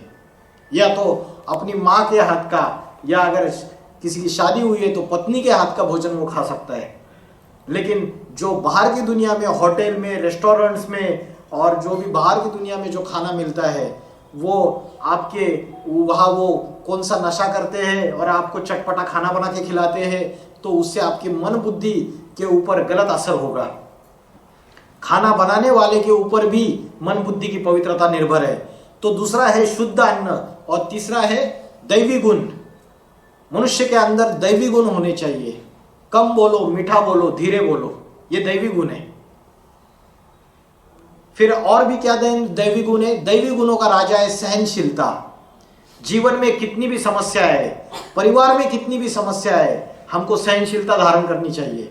जो माता होती है वो सहनशील होती है, परिवार को बांध के रखती है। पति शराब पीता है, मार पिटाई करता है घर में आके, फिर भी वो अपने परिवार को बांध के रखती थी। आज क्या हो गया? आज लड़की शादी करके जाती है और 10 दिन में मैके वापस आ जाती है, बोलती है मुझे नहीं रहना है, डिवोर्स फाइल करना है, कोर्ट में चली जाती है। तो सहनशीलता जो है वो कम हो गई। तो आत्मा के अंदर के ये जो दैवी गुण है ये कम कम होते जा रहे। तो राजयोग का तीसरा स्तंभ है दैवी गुण। और चौथा क्या है राजयोग का चौथा स्तंभ? यहाँ पे सत्संग। जैसा संग वैसा रंग चढ़ता है। सत्संग तारे और कुसंग बोरे। जो कुसंग होता है, गलत संग होता है, वो डुबा देता है, और अच्छा संग किया तो वो हमको ऊपर लेके जाता है। तो सत्संग किसका? सत कौन है? आज जो अलग अलग बाबाएं अलग अलग सत्संग कराते हैं, क्या उसको सत्संग बोलेंगे? वो तो शास्त्रों की बैठ के कथाएं बताते हैं, प्रवचन बताते हैं, उसको सत्संग नहीं कहेंगे, क्योंकि गॉड इज ट्रुथ बोला है, God is truth, truth is God, सत्यम शिवम सुंदरम। तो एक परमात्मा शिव ही सत्य है। जब परमात्मा शिव इस सृष्टि पे आता है और वो जो ज्ञान सुनाता है, वो ज्ञान को जब हम सुनते हैं सन्मुख, उसके सन्मुख बैठ के, तो उसे कहा जाता है सत्संग। क्योंकि परमात्मा के ज्ञान में ही हमारे पापों का विनाश हो सकता है, उसकी याद से ही हमारे पाप कर्म भस्म हो सकते हैं। जिसके लिए बोला है सन्मुख होई जीव मोहि जब ही जन्म कोटि अगनाशय तभी। जब जीव मेरे सन्मुख आता है तब उसके अनेक जन्मों का जो पाप कर्म है उसका विनाश हो जाता है। तो परमात्मा इस सृष्टि पे अभी आए हुए हैं। जब हम उनके द्वारा प्रैक्टिकल ज्ञान सुनेंगे तो सहज राज होगा कि ये जो शिक्षा है ये आपको समझ में आ जाएगी। इसमें ये व्यक्ति आत्मा का ध्यान कर रहा है। यहाँ पे हम सवेरे से लेकर शाम तक जो भी कर्म कर रहे हैं, अगर हम आत्मा का ध्यान करेंगे, मैं आत्मा ज्योति बिंदु स्वरूप हूँ, इसका अभ्यास करेंगे, मन बुद्धि को उत्तमांग में एकाग्र करेंगे और परमात्मा को याद करेंगे। क्योंकि आत्मा क्या है, बैटरी है, और आत्मा को अगर फुल चार्ज करना है तो बैटरी का कनेक्शन जनरेटर से देना पड़ेगा। तो जनरेटर कौन है? जनरेटर है स्वयं परमपिता परमात्मा। तो आत्मा समझ के हम अगर परमात्मा को याद करेंगे तो ये राजयोग से हमें दिव्य शक्ति आएगी, और जिससे इस चित्र में दिखाया है पांचों भूत भाग रहे हैं, काम क्रोध लोभ मोह अहंकार। तो आज का हमारा जो मुख्य सब्जेक्ट था कि आध्यात्मिकता क्या है, तो आध्यात्मिकता का मुख्य अर्थ यही है, अपने को आत्मा समझना, अपनी आत्मा को याद करना, शरीर को याद नहीं करना, शरीर के इंद्रियों को याद नहीं करना, और परमात्मा को याद करना। आत्मा समझ के परमात्मा को याद करना, यही सच्ची आध्यात्मिकता है। और एक परमात्मा ने जो ज्ञान दिया हुआ है उसको अपने जीवन में धारण करना, यही सच्ची आध्यात्मिकता है। तो इतनी बड़ी दुनिया में उस हीरे को हम कैसे खोजें? आज अगर गुवाहाटी में आपके फैंसी बाजार मार्केट में किसी ने अगर असली हीरे की दुकान खोल दी तो 10-15 दिन में नकली हीरे की और 25-30 दुकानें खुल जाती है, और असली हीरा पहचानना मुश्किल हो जाता है, और नकली हीरे की दुकान के जो हीरे हैं वो बहुत बिक्री हो जाता है, बहुत उसका माल बिक्री होता है।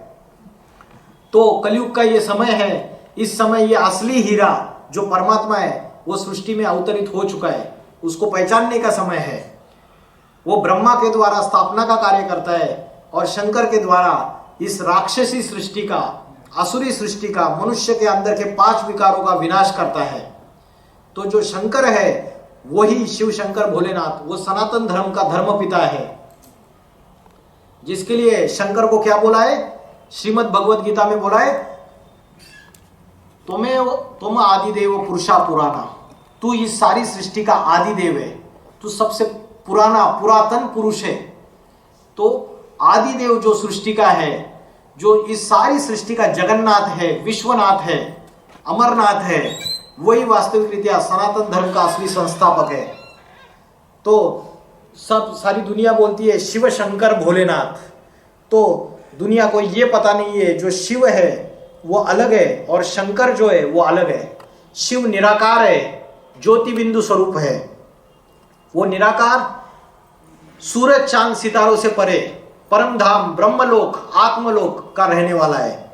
जब कलयुग का अंतिम समय आता है तब वो इस सृष्टि में आके जिस साधारण मनुष्य में प्रवेश करता है उसका नाम है शंकर, और उसके द्वारा वो आदि सनातन देवी देवता धर्म की स्थापना करता है। तो शिव जो है वो परम धाम का रहने वाला है, ब्रह्मलोक का रहने वाला है, जिसके लिए श्रीमद् भगवद गीता में बोला है न तद भासेत सूर्य न शशांको न पावको यद गत्वा न निवर्तन्ते तद धामो परमम मम।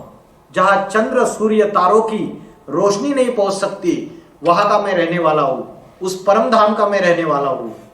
तो परमात्मा उस परम धाम का रहने वाला है, और इसको दूसरे जो धर्म वाले वो भी इस बात को मानते हैं।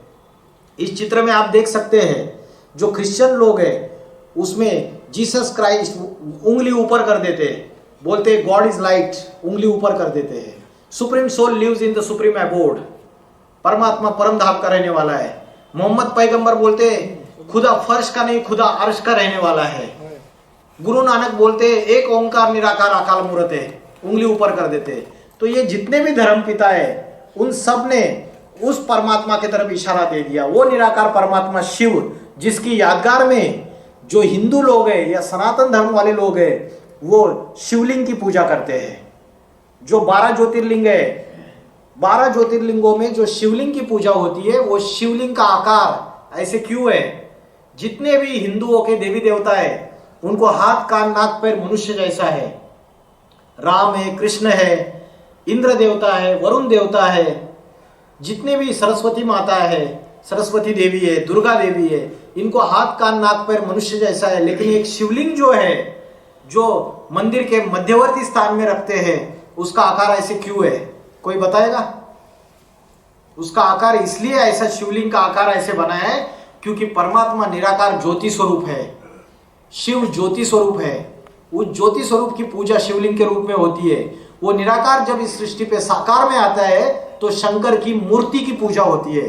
तो शंकर की नग्न मूर्तियां सारी जहां जहां खुदाइयां हो रही है सब जगह पाई जाती है। सारी सृष्टि में, भारत, दूसरे दूसरे देशों में भी शंकर की नग्न मूर्तियां पाई जाती है। तो शंकर जो है वो आदि सनातन देवी देवता धर्म का संस्थापक है। अभी जो बीच में 1 साल पहले एक मुफ्ती इलियास मोहम्मद करके है, मुफ्ती इलियास मोहम्मद, उनका वीडियो आया था न्यूज चैनल में, इंडिया टीवी, दूसरे दूसरे न्यूज चैनल में।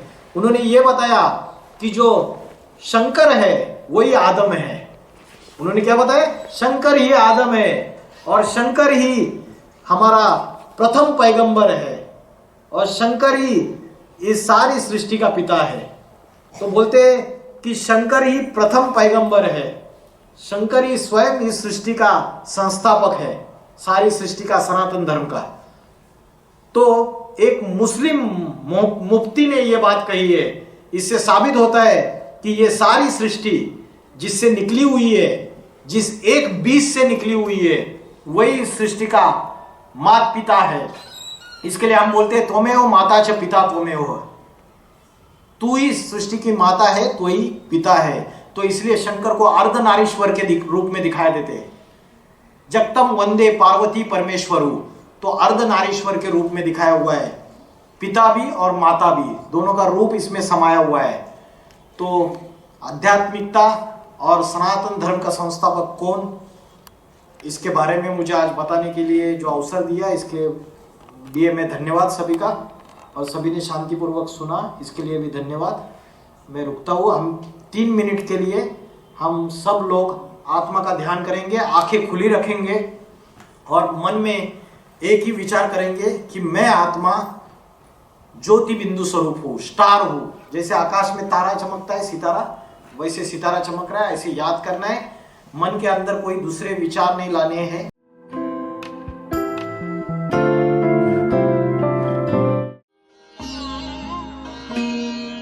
ज्योति बिंदु परमात्मा से है मेरी आत्मा, अब चल कर ले मिलन। परमानंद का अनुभव कर, ओ परमानंद। किसी को कोई प्रश्न है? कोई भी प्रश्न है, पूछ सकते हैं। आत्मा मेडिटेशन करने में आँख खोल के मेडिटेशन करने लगा, आँख जाके क्यों नहीं? आत्मा ध्यान करने के लिए आँख खोल के मेडिटेशन करने का जरूरी क्या है? आँख खोल के जरूरत क्यों है? जरूरी क्या है? हाँ जी। आँख बंद करके भी मेडिटेशन। हाँ जी, हाँ जी, बताता हूँ। आँख बंद करके अगर हम मेडिटेशन करेंगे तो उससे समस्या क्या होगी? गाड़ी चला रहा हूँ, आँख बंद करके याद करने लगा तो एक्सीडेंट हो जाएगा। तो परमात्मा की जो याद है वो निरंतर याद होनी चाहिए, श्वासोश्वास याद होनी चाहिए। और श्वासोश्वास याद अगर होनी चाहिए तो उसके लिए हमें क्या करना पड़ेगा? ये जो भ्रुकुटी के बीच में अगर हमें अभ्यास करना है, आप देखिए जैसा जीवन में अभ्यास डालते हो वैसा ही हो जाता है। अगर आपने आँख खुली रख के अभ्यास डाला तो आप अपना काम कर रहे हो किचन में तो भी आपको बार बार यहाँ याद आएगी। आपको अगर गाड़ी चलानी है तो भी याद आएगी, लेकिन बंद करके है तो आपको सारे काम छोड़ के ये करना पड़ेगा। फिर घर में झगड़े हो जाएंगे, ऑफिस में झगड़े हो जाएंगे, अरे ये तो सारा छोड़ छाड़ के बैठा हुआ है, ये महाराज बुआ बन गया, बाबा बन गया ये। तो इसलिए परमात्मा आके सहज राजयोग सिखाते हैं। अभी माँ है, माँ अपने बच्चे को कैसे याद करती है, आंख बंद करके याद करती है। बच्चा अमेरिका में चला गया और माँ बच्चे को याद करना है, क्या करती है माँ, आंखें बंद करती है। अब माँ कोई उसका फोटो देख के याद करती है उसको, माँ क्या कोई गीत लगाती है, डांस करती है और उसको याद करती है। आज हम भगवान को कैसे याद कर रहे हैं, आज नवरात्र में, दुर्गा पूजा में क्या करते हैं, इधर आसाम में होता है क्या नवरात्र, नवरात्र में वो डांडिया खेलते हैं, गरबा खेलते हैं, उसके बाद डांस करते हैं, नाच गाने करते हैं। तो भगवान को याद करने का ये तरीका है। गणेश महाराष्ट्र में, कर्नाटक में सभी जगह ये गणेश उत्सव होता है, डांस करते हैं, नाच गाने करते हैं। तो भगवान को याद करने का ये तरीका है। लेकिन माँ कैसे याद करती है अपने बच्चे को, वो अमेरिका में बैठा हुआ है और माँ एक सेकंड में उसको याद करती है तो तुरंत उसको हिचकी लग जाती है। बच्चे को लगता है कि माँ ने मुझे याद किया है शायद। आपका मोबाइल का नेटवर्क नहीं मिलेगा लेकिन उसकी याद पहुंच जाती है। तो माँ कभी अपने बेटे को आंख बंद करके याद नहीं करती है। जिससे मोहब्बत होती है, जिससे प्रेम होता है, जिससे लव होता है, वो स्वतः ही याद आता है। वैसे ही परमात्मा से अगर हमारा प्रेम है, सच्ची प्रीत है, प्यार है, तो हमें नाटक करने की क्या जरूरत है। आंखें बंद करके कोई काला प्रकाश देखो, हरा प्रकाश देखो, सफेद प्रकाश देखो या ऐसा देखो, फिर आंखें जोर से ये करो, हाँ मुझे अंदर गया, मैं काला काला काला दिख रहा था, फिर मुझे सफेद प्रकाश दिखा। ये सारे आर्टिफिशियल है, ये मेडिटेशन के आर्टिफिशियल तरीके है। वास्तविक तरीका ये है कि आंखें खुली रखे हम अपनी आत्मा को देखें, ज्योति बिंदु स्वरूप, यहाँ भ्रुकुटी के बीच में उसको एकाग्र करें और परमात्मा को याद करें। और कोई प्रश्न है? मेरा एक सवाल है। हाँ जी। एक्चुअली स्पिरिचुअल लाइन में बिल्कुल मैं नया हूँ, मेरा नॉलेज भी वेरी लिमिटेड है। और रिसेंटली मैंने गीता स्टडी किया। गीता में मुझे एक उलझन आया है। हाँ। गीता का स्पीकर कौन है, वो परम पिता है या कृष्ण भगवान है? अच्छा, ये मेरा पहला सवाल है। परम पिता परमेश्वर से शिव हम बोलते हैं। शिव, हाँ शिव है। गीता का भगवान शिव है या कृष्ण है? कृष्ण है। ये आपको प्रश्न ये मेरा पहला सवाल है। हाँ। मेरा दूसरा सवाल यह है, गीता का एक श्लोक है आपका चैप्टर 7 में, 6 नंबर श्लोक में लिखा है, ये सारे विश्व का क्रिएटर और क्रिएशन मैं ही करता हूँ। हाँ। क्रिएटर मैं हूँ और ये जो क्रिएशन है, हाँ, जीव जरा जो है लाइफ, ये है दोनों का क्रिएशन मेरा ही है। उसका थोड़ा संख्या में बताइए तो मैं ये समझ में नहीं आता है। मतलब ये क्रिएशन किसका है, भगवान का? आपका पहला प्रश्न ये है कि गीता जो है, मेरा जो स्टडी करने के बाद मुझे ये लग रहा है कि गीता का भगवान कृष्ण है स्पीकर या शिव है, परमात्मा शिव है, ये आपका प्रश्न है जी। तो पहले प्रश्न का जवाब देता हूं मैं पहले। अच्छा प्रश्न है आपका बहुत। तो जो हम आज की तारीख में जो हम गीता की किताब देखते हैं या भगवत गीता को देखते हैं, हम उस भगवत गीता की सबको पता है कि ढेर सारी टीका टिप्पणियां हुई है, ढेर सारे क्रिटिक्स हुए उसके। स्वामी प्रभुपाद ने अपनी गीता बनाई, उसके बाद अरविंद घोष जी ने अपनी गीता बना दी, लोकमान्य तिलक ने अपनी गीता लिख दी। जितने भी अलग अलग लोग आए उन्होंने अपनी अपनी गीता की रचना की, उस गीता की व्याख्या की। ज्ञानेश्वर ने भी, संत ज्ञानेश्वर है, उन्होंने अपनी गीता की व्याख्या की। अलग अलग ऋषियों ने, अलग अलग साधु सन्यासियों ने अपने अपने तरीके से गीता की व्याख्याएं की। तो श्रीमद् भगवद गीता की मनुष्य मत ने अलग अलग तरीके से व्याख्या करने के बाद क्या हो गया, श्रीमद् भगवद गीता में मिक्सचरिटी हो गई। जैसे आज हमारे दाल चावल नमक में क्या हो गया, मिक्सचरिटी हुई या नहीं हुई, है ना। हम आज की तारीख में दूध भी प्योर पी रहे क्या, नहीं पी रहे। तो हमारी जो श्रीमद् भगवद गीता जो है उसमें भी अलग अलग मनुष्यों ने, अलग अलग गुरुओं ने अलग अलग व्याख्या की, अलग अलग टीका टिप्पणियां की, तो उसमें भी मिक्सचरिटी हो गई। तो उसकी ओरिजिनलिटी है या नहीं है अभी कोई नहीं बता सकता उसकी ओरिजिनलिटी क्या है। तो अगर हम पीछे जाएंगे, 1000 साल पीछे जाएंगे, तो वास्तविक रीत्या जो जर्मनी के जो अलग अलग फिलोसोफर्स है और दूसरे दूसरे जो फॉरेनर्स है, उन्होंने ये रिसर्च किया कि गीता जो है, श्रीमद् भगवद गीता, ये जो कृष्ण का नाम डाल दिया है, ये कृष्ण के भक्तों ने नाम डाल दिया है बाद में। वास्तविक रीत्या गीता ये निराकारवादी रचना थी पहले। क्या थी? निराकारवादी रचना थी।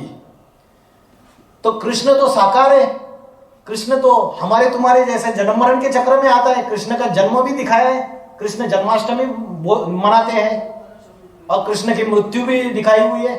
बोलते हैं भैरिया ने क्या किया? कृष्ण के पांव में तीर मारा तो उसकी मृत्यु हो गई। लेकिन अगर आप श्रीमद् भगवद गीता में जाएंगे, कृष्ण का जन्म भी मनाते हैं जन्माष्टमी, कृष्ण जन्माष्टमी के रूप में। अभी जाइए श्रीमद् भगवद गीता के अंदर। श्रीमद् भगवद गीता में बोला है भगवान वाच, और क्या बोला है? श्रीमद् अजन्मा, मैं क्या हूं?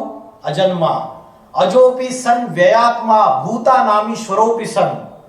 अजोपि, अज माना अजन्मा, अजोपि मेरा जन्म नहीं है। अजोपि सन अव्ययात्मा, मैं अविनाशी हूं। भूता नामीश्वरोपि सम, इन सारे भूतों का ईश्वर हूं। प्रकृतिम स्वामी दिष्टाय, मैं प्रकृति को अधीन करके उसका अधिष्ठाता बन के आता हूं, उसको अपने अधीन करके आता हूं। आपने कभी किसी में भूत प्रवेश हुआ देखा है? भूत प्रवेश होता है तो आदमी की आवाज भी बदल जाती है। औरत की आवाज वो पुरुष की आवाज में बात करना लग जाती है। तो भूत प्रवेश हो जाता है तो वो आदमी कंट्रोल में नहीं रहता है। लेकिन परमात्मा शिव, जो परमात्मा है, गीता में बोला है वो अजन्मा है, तो फिर वो जन्म नहीं लेता है, तो वो इस सृष्टि में आके कार्य कैसे करता है फिर? तो गीता में एक श्लोक आया है, प्रवेश तुम, मैं प्रवेश करने योग्य हूं। जैसे भूत प्रेत प्रवेश करते हैं, वैसे परमात्मा जो शिव है वो किसी साधारण मनुष्य शरीर में प्रवेश करता है। तो गीता में लिखा है कि परमात्मा अजन्मा है, लेकिन कृष्ण का तो जन्म दिखाया गया, कृष्ण की तो मृत्यु भी दिखाई गई। तो इसका मतलब कृष्ण गीता का भगवान नहीं है। गीता का भगवान तो अजन्मा परमपिता परमात्मा है। परमपिता परमात्मा शिव है, जिसके लिए गीता में बोला है कि न तद्भासे तो सूर्य न शशांको न पावको यद्गत्वा न निवर्तन्ते तद्धामो परमम मम। जहां चंद्र सूर्य तारों की रोशनी नहीं पहुंच सकती, उस परम धाम का मैं रहने वाला हूं, ये गीता में बोला है। और कृष्ण तो साकारी सृष्टि में है। कृष्ण ने मां देवकी के द्वारा गर्भ से जन्म लिया है, लेकिन गीता में बोला है कि मैं तो अगर्भा हूं, अयोनि हूं। तो ये तो दो बातें हो गई। तो गीता का भगवान जो है वास्तविक रीत्या जर्मनी के जो फिलोसोफर्स है, साइंटिस्ट है, मैक्स मूलर, उन्होंने भी ये रिसर्च करके ये बात लिखी थी कि गीता पहले निराकारवादी रचना थी, लेकिन कृष्ण के भक्तों ने उसमें साकार कृष्ण का नाम डाल दिया। तो ये सबसे बड़ी भारी भूल हो गई कि कृष्ण को गीता का भगवान समझ बैठे। जबकि आप अगर और बात बता रहा हूं मैं इसमें, आप अगर स्टडी करेंगे अच्छे से कि आदि पुरुष और आदि स्त्री किसको बोलते हैं? शंकर और पार्वती को बोलते हैं, सबको पता है। कभी कृष्ण को आदि पुरुष बोलते हैं क्या? शंकर और पार्वती, ये कहानी भी है, ब्रह्मा विष्णु शंकर है, और ब्रह्मा विष्णु देखते हैं कि अरे ब्रह्मा बोलता है मैं पहले आया, झगड़ा हो जाता है, विष्णु बोलता है मैं पहले आया, दोनों झगड़ा करते, चेक करते, उनको पता नहीं चलता है। फिर एक ज्योति दिखती है उनको, उस ज्योति को ऊपर से लेकर नीचे तक ट्रैवल करते हैं, उसका एंड ही उनको पता नहीं चलता है। तो वो शिव है, वही शिव शंकर है। तो जो शिव शंकर है वो अविनाशी है, वो अजन्मा है, और वो जो है बाकी जितने भी देवी देवता है, बाकी कृष्ण भी एक देवता है, राम भी देवता है, लेकिन शिव परमात्मा है। इसलिए रामेश्वरम में आप देखेंगे कि राम शिव जी की पूजा कर रहे हैं, और गोपेश्वरम में देखेंगे कृष्ण शिव जी की पूजा कर रहे हैं, शिवलिंग की। तो इससे साबित होता है कि जो परमात्मा है, जो जन्म मरण के चक्र से नहीं आ रहा है, जो गर्भ द्वारा जन्म नहीं लेता है, जो शंकर एक ऐसी देवता है जिसका ना कोई जन्म दिखाया जाता है ना जिसकी कोई मृत्यु। शंकर की माँ का नाम पता है किसी को? शंकर के बाप का नाम पता है किसी को? ये ऐसी देवता है जिसका ना कभी जन्म दिखाया ना कभी मृत्यु दिखाया है। तो शंकर ये जो है ये अगर्भा है, अजन्मा है, जिसकी कोई मृत्यु नहीं है, कोई जन्म नहीं है। वो इस सृष्टि का आदि पुरुष है, प्रथम पुरुष है, जिसको क्रिश्चियन लोग एडम और ईव बोलते हैं, जिसको मुस्लिम लोग आदम और हवा बोलते हैं, जैन लोग आदिनाथ आदिनाथिनी बोलते हैं, और हिंदू लोग आदि पुरुष आदि स्त्री आदि देव आदि देवी शंकर और पार्वती बोलते हैं। तो वास्तविक रीत्या गीता में जितने भी श्लोक है वो सारे श्लोक ये क्लियर करते हैं कि गीता का भगवान वास्तविक रीत्या शिव शंकर भोलेनाथ है। लेकिन मनुष्य गुरुओं ने अलग अलग अपने अपनी तरीके से व्याख्या करके उसमें साकार कृष्ण का नाम डाल दिया, और वो ही स्वयं इस सारी सृष्टि का रचयिता है। इसलिए विश्वनाथ कहते हैं उसको। क्या कहते हैं? विश्वनाथ। आपने कृष्ण को कभी विश्वनाथ सुना है शब्द? शंकर को विश्वनाथ कहते, सारे विश्व का मालिक, नाथ मन मालिक। शंकर विश्वनाथ कहलाते, राधा कृष्ण उन्हीं से आते। मतलब शंकर विश्वनाथ है और राधा कृष्ण तो उनसे आते हैं, उनके बाद आते हैं, वो तो रचना है। और शिव शंकर भोलेनाथ ये तो रचयिता है। तो गीता जो है वो वास्तविक रीत्या निराकारवादी रचना है। वो स्वयं परमपिता परमात्मा ने आके गीता बताई है, लेकिन कृष्ण के भक्तों ने साकार कृष्ण का नाम डाल दिया। ये आपके पहले प्रश्न का जवाब है। दूसरा प्रश्न था, इसका मतलब है क्रिएटर परमात्मा शिव जी है। हाँ जी, क्रिएटर है। क्रिएटर शिव जी होगा, हाँ इसमें कृष्ण का कोई नहीं है इसमें। हाँ जी। और सिर्फ क्रिएटर ही नहीं है, डिस्ट्रॉयर भी है। डिस्ट्रॉयर भी है। इसलिए गीता में श्लोक आया है कालोस्मी। कालोस्मी का अर्थ है महाकाल हूं, इस सारी सृष्टि का महामृत्यु। जब ये सारी सृष्टि काल के गाल में चली जाएगी तो कौन सी वो देवता है जिसको बोला है महाकाल? कृष्ण को बोला है क्या? नहीं। लेकिन गीता में श्लोक आया है कालोस्मी, मैं काल हूं, महाकाल हूं इस सारी सृष्टि का। तो महाकाल ये शंकर के लिए साबित होता है, शिव शंकर के लिए, ना कि कृष्ण के लिए। इसलिए गीता का भगवान कृष्ण नहीं है, शिव शंकर भोलेनाथ है। हाँ जी, ठीक है, थैंक यू वेरी मच। मेरा यही सवाल था, ये उलझन था actually. Thank you very much. हाँ जी, थैंक यू। और किसी का कोई प्रश्न है तो पूछ सकते हैं। नमस्कार। हाँ जी। আমি বৈষ্ণৱ ধৰ্মৰ অসমত বৈষ্ণৱ ধৰ্মৰ গুৰুজন শ্ৰীমন্ত শংকৰদেৱ। শংকৰদেৱো আমাক একেটা কথাই কৈ গৈছে যে শ্ৰীকৃষ্ণ এটা অৱতাৰ, 10 অৱতাৰ ভিতৰত এটা কৃষ্ণ অৱতাৰ, আৰু আমি মানুহ পৰম বিষ্ণু নাৰায়ণক, এই নাৰায়ণৰে মহাকাল, এই মহাকালৰে অৱতাৰ হ'ল কৃষ্ণ। সেইকাৰণে এই বস্তুটো অলপমান মানুহখিনি বুজাটো ভুল অলপ দিগদাৰ হৈ যাব। আৰু আমাৰ সদায় শংকৰদেৱে এটা কথাই কৈ আছে যে নিৰন্তৰে হৰিনাম লোৱা, নিৰন্তৰে মানে ভগৱানৰ নাম মনত ৰাখা। ইয়াত তুমি ভগৱানক মনত ৰাখি ভগৱানক তুমি পৰমাত্মাক বিচাৰ কৰা। একেটা বস্তুৱে আমাক আমাৰ গুৰুজন শংকৰদেৱে কৈ গৈছে। সেইকাৰণে বস্তুটো মই ষ্টাডি কৰোঁতে আপুনি কওঁতে অলপ বেলেগ পাইছোঁ। সেইকাৰণে आप बताइए ट्रांसलेशन। तो माता जी का ये सवाल है, जो हमारे यहाँ के गुरु है, आज से 500-550 साल पहले शंकरदेव था, इनका यही मानना है, जो जगत गुरु ने बताया है, भगवान जो है क्या था, हाँ, कृष्ण का अवतार है, वो अवतरित हुआ है। और नारायण का एक रूप ही है कृष्ण, तो उसी को याद करना है हमें। और उसको याद करने से क्या होता है? हाँ, परमात्मा को प्राप्त होता है उसके थ्रू। नारायण का रूप कृष्ण है। हाँ, यहाँ मानते हैं, मतलब गुरु ने भी बताया है, जो शंकर बताया है कि कृष्ण जो है वो नारायण का ही एक अवतार है। उसी को हमें याद करने से परमात्मा प्राप्ति होता है। देखिए, जो कृष्ण का अर्थ क्या है ये समझना है हमको। कृष्ण का अर्थ है आकर्षण करने वाला। तो जो आकर्षण करने वाला है वो जो कृष्ण के रूप में जो ज्ञान दे रहा है वो निराकार है, वो आकर्षण कर रहा है। तो वो जो निराकार है, जो ज्ञान दे रहा है, जिसके लिए श्रीमद् भगवत गीता में बोला अजन्मा, अगर्भा, अयोनि, वो ज्ञान देने वाला शिव ही वास्तविक रीत्या कृष्ण है। कैसे? अभी ये बता रहा हूं मैं आपको। अच्युतम केशवम रामना नारायण कृष्ण दामोदरम वासुदेव हरि। जो वासुदेव है वो कृष्ण है, वही राम है, वही नारायण है। अच्युत, अच्युत माने जो कभी नीचे नहीं गिरता है, वही दामोदर है, वही शिव है, वही।